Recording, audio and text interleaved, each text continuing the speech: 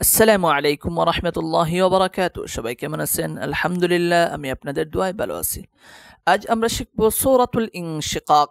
এই সূরাটি মক্কায় অবতীর্ণ হয়েছে।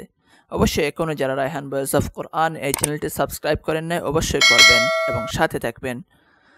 বিসমিল্লাহির রহমানির রহিম।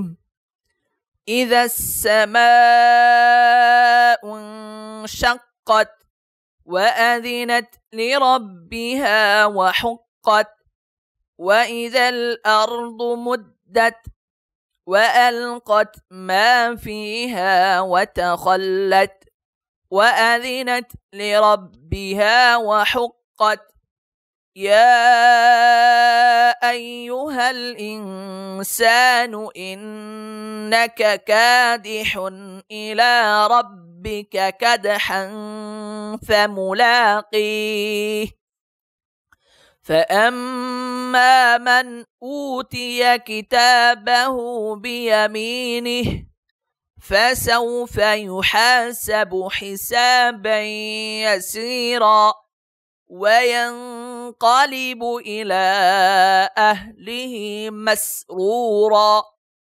وأما من أوتي كتابه وراء ظهره فسوف يدعو ثبورا ويصلى سعيرا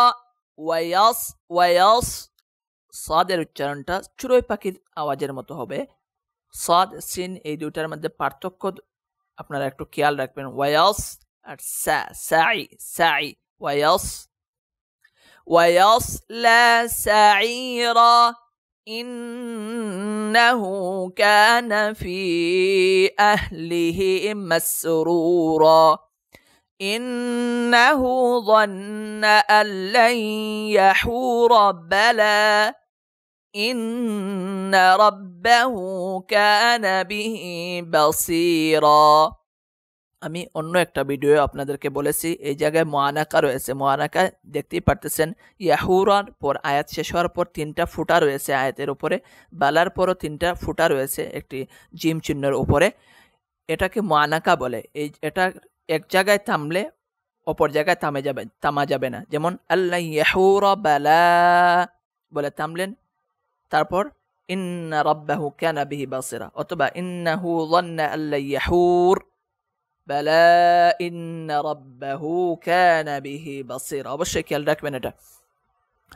ফালা উকসিমু বিশ-শাফাক ওয়াল লাইলি ওয়া মা ওয়াসাক ওয়াল কমারি ইযা ইত্তাসাক লাতারকাবুন্না তাবাকান আন তাবাক فما لهم لا يؤمنون وإذا قرئ عليهم القرآن لا يسجدون। এই জায়গায় সিজদার আয়াত রয়েছে, অবশ্যই সিজদা দিবেন, এটা মনে রাখবেন, সিজদা না দিলে গুনাহ হবে।